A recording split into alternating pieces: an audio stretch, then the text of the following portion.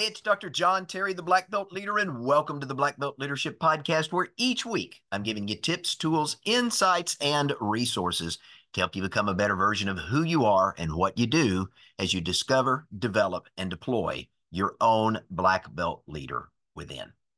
Hey, this week I want to talk about an interesting topic. There's only one you. Now, why this topic and why today? Well, I received an email invitation to apply for an all expenses paid trip to Las Vegas. I was invited to go there to hear a seasoned sales veteran who was willing to teach me his secret sauce so I could then sell and make more money just like him. Now, I found the email of interest, and as I was reading through it around the same time, I got a LinkedIn message with a similar pitch, this time inviting me to a workshop where I could learn how to experience the success this so-called expert was going to be sharing. And if I only leaned in and listened and bought what they were selling at the end, I could get the very same results that that individual was getting. Now, interestingly enough, I get probably 2 to 3 solicitations or offers like this a week, and each offering positions me to want to go meet with the guru, that knowledgeable individual who, for a fee, is willing to teach me how to do what he or she supposedly does so well. Now, if you're like me, you're probably getting your fair share of those same pitches, offers, and solicitations. And if you're like me, most of them get the delete button. But, there is some merit in what these people are sharing. And why is that? We all want to learn from successful people. Every successful person, and I talk about that in my book, Black Belt Secrets of Success, every successful person has aligned themselves with other successful people so they can learn from them how they experience success and identify if there are similar traits, characteristics, processes, or applications they do that could be implemented in your business. Again, we all want to learn from successful people. We all want to follow the people who are farther along on their success journey than we are. Why? So we can glean from their experience, we can gain and understand their wisdom, their knowledge, and their insights. And as we begin to apply those things in our lives, they accelerate us toward our goals, our dreams, and our ambitions. But there is a problem with that. There is a problem with leaning into and trying to be like the guru. Understand, there's only one of them, and there's only one of you. You can't be them, whoever that person is, no matter how hard you try. And guess what? That person, that guru, can't be you, no matter how hard he or she tries. Now, think about what that individual is asking you to do. Come and hear the guy or the gal. He or she is going to share their rags to riches story, their tragedy to triumph tale, and then they're going to teach you how to become the guy or the gal if you're willing to pay what they're asking. If you pay what they're asking, here's what they promise. I'm going to teach you how to look like the guy. I'm going to teach you how to sound like the guy. I'm going to teach you how to act like the guy. I'm going to teach you how to spend and invest for success like the guy. I'm going to teach you how to brand yourself like the guy. Now, that's what those pitches typically entail. But the problem there is obvious, but it's often overlooked. You and I, we're not that guy or that gal. Think about it. There was only one Mark Twain. There was only one Leonardo da Vinci. There was only one Thomas Edison. There was only one Henry Ford. There was only one Nikola Tesla. There was only one Albert Einstein. There's only been one Michael Jordan, only one Tiger Woods. And guess what? There is only one you.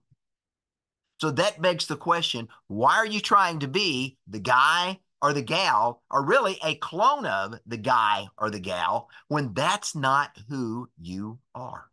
Let me give you an example. I've been privileged to have Dr. John Maxwell Chris Robinson, and Mark Cole as mentors in my life for the last several years.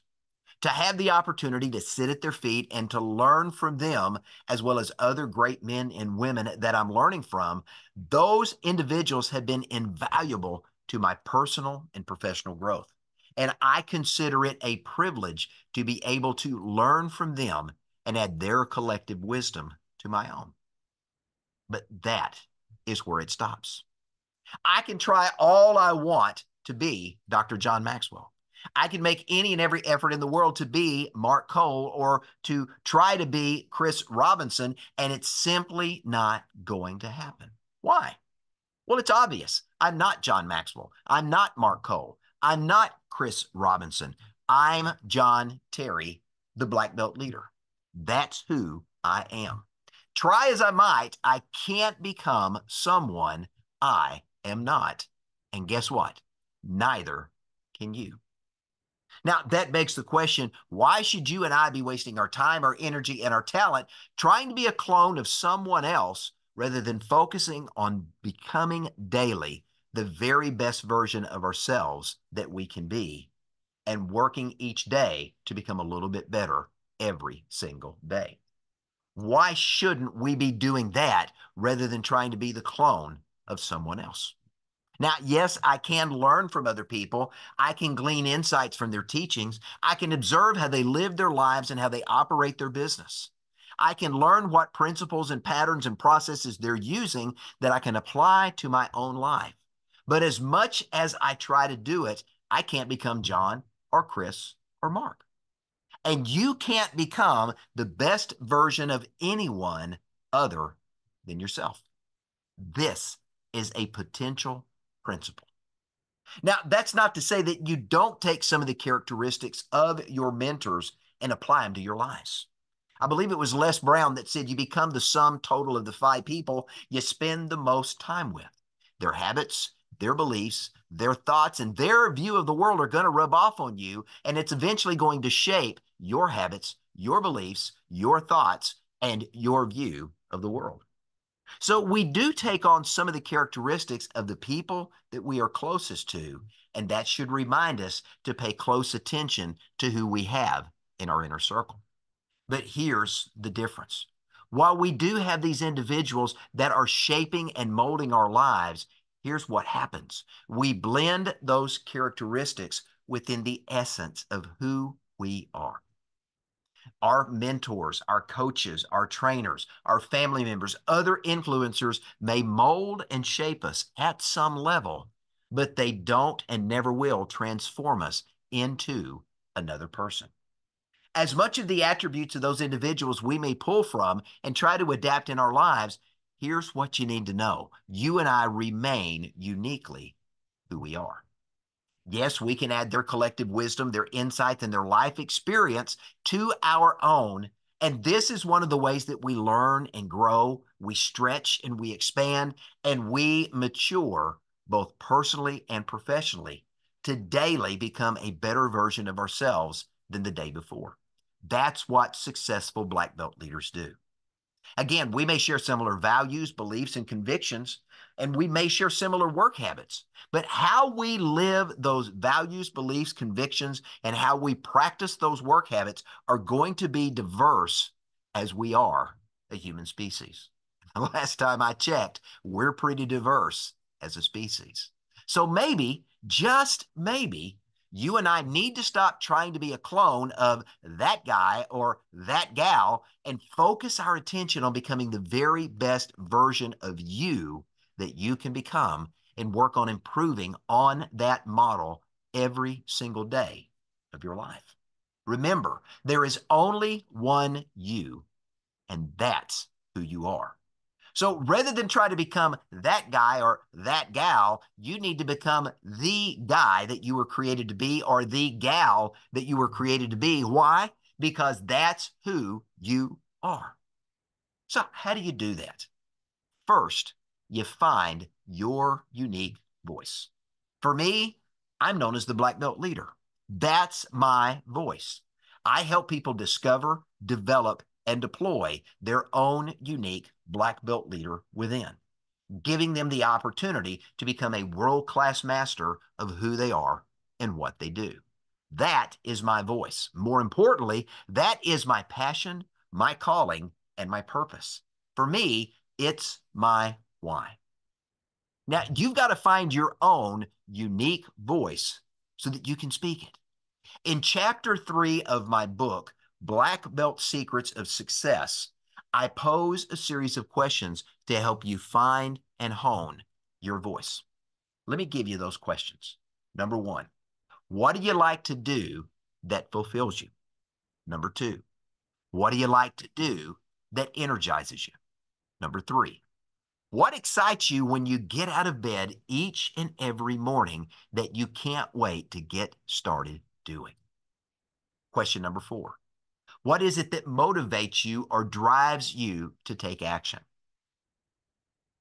Question number 5, what are you passionate about? Question number 6, what do you dream about doing or becoming? As you walk through and you think through and you answer those questions, you're going to begin to find your voice. Now, secondly, once you find your voice, you've now got to begin to learn to speak with your voice. You're going to hone this voice over time as you continue to learn, to grow, to mature, and practice speaking with that voice. What are you doing? You're giving your why a voice so your why can be heard and it can influence and shape the lives of others and inspire them to take action and rise to their full potential. Your voice is heard in what you write, what you record, what you speak, and also, to some degree, what you do. Now, thirdly, you've got to find your persona, the face that you present to the world. This persona is your presence. It's your brand that the world around you is going to see and say, oh, that's who you are. Your persona is how you show up, you add value, you motivate, you inspire, and you challenge and encourage other people. Dr. John Maxwell is known for leadership. Chris Robinson is known for entrepreneurship. Dan Hardy is known for success. Russell Brunson is known for ClickFunnels. I'm known for helping people master their lives. You know, I think you might be getting the idea of understanding and identifying and beginning to embrace your persona, your face to the world. Now, lastly, once you find your persona, you discover the face that you're going to present to the world, you've now got to start living that out every single moment of every single day because consistency matters. Your persona is going to show up in the way you live your life before other people. It's not only what you say, but it's what you do. It's how you show up and it's how you lead and serve other people. Understand that your face, your persona, is going to show up at home, at work, and in your community.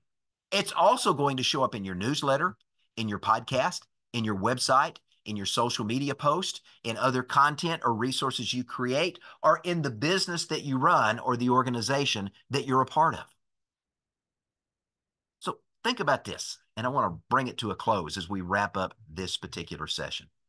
Stop trying to be a clone of that guy or that gal. You're not them, and you're never going to be.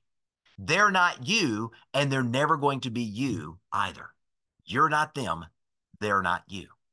I want to challenge you to find your own voice and then speak it with authority. I want to challenge you to find your own persona, your own face you're going to present to the world, and then live it out intentionally. One voice, your voice. One persona, your persona. Understand this. When you show up authentically as the best version of you, you're tapping in to your full potential. You are living your best life as a black belt leader in life. And this is what successful people do. They show up authentically as the best version of themselves. And the next day, they strive to be a little bit better again and again and again. Remember, there is only one you. So be that person and no one else. I'm Dr. John Terry, the Black Belt Leader. Thanks for joining me. Have a great day.